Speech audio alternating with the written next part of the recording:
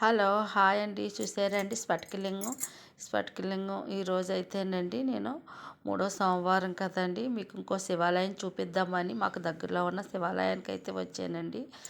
ఇదండి మా ఇంటి దగ్గర నుంచి అయితేనండి 2 కిలోమీటర్ల దూరంలో ఉంటుందండి స్ఫటికలింగం అండి. చాలా బాగుంటుందండి, చాలా శక్తివంతమైన లింగం అండి.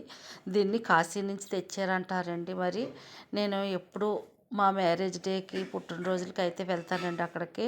ఈరోజు మీకు కూడా చూపిద్దామని వచ్చానండి. చూసారండి, శివలింగం చాలా శక్తివంతమైందండి. నేనైతేనండి ముందు వెళ్ళగానే గజస్తంభం కాడైతేనండి నేను నేతితో ఆవు నేతితో దీపం అయితే ముట్టించానండి శివలింగానికి. చూడండి, ఇది స్ఫటికలింగం అండి. చాలా మనం ఒకసారైనా స్ఫటికలింగానికి దర్శించుకుంటే చాలా మంచిదండి. మనం ఏ కోరికలు కోరుకున్నా నెరవేరుతాయి అంటారండి. ఇది ఇక్కడ ప్రతి ఒక్కరూ ఈ స్ఫటికలింగం దగ్గరికి దర్శించుకోవడానికి అయితే చాలామంది వస్తారండి. నేను ఈరోజు మీకు ఈ శివాలయం చూపిద్దామని నేను కూడా ఇక్కడికి వచ్చానండి. నేనైతేనండి ముందు శివుడికి అయితే మొక్కుకునండి, కొబ్బరికాయ అయితే కొట్టేసండి ముందు అర్చన అయితే చేయించుకుంటానండి. ఎందుకంటే అభిషేకానికి లేట్ అయిందండి, మార్నింగ్ రాలేదండి, కొంచెం లేట్ అయిందండి. అందుకని అర్చన అయితే చేయించుకుంటానండి.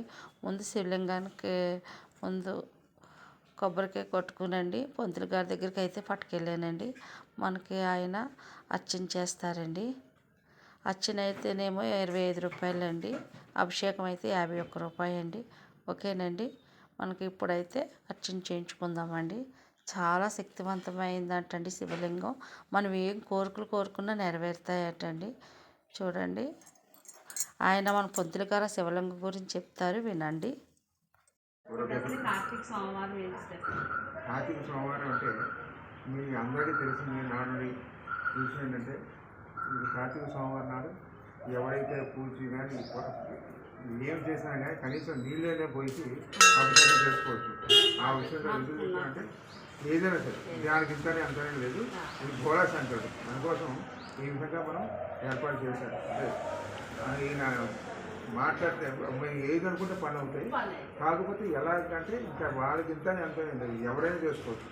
ఆఖరికి నీళ్ళతో కూడా చేసే అభిషేకం స్వీకరిస్తారు. అంటే మహానుభావం. ఈ కార్తీక మాసం స్పెషల్ అంటే అసలు ఇంకా ఒక రకంగా చెప్పడానికి లేదు, కానీ అంత విచిత్రంగా అనిపింది.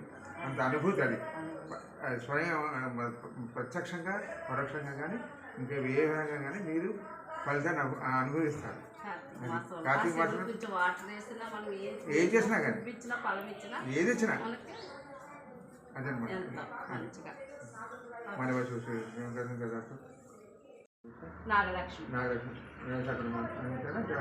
సకల మనసు స్ఫటికలింగం చేసిన సామాన్య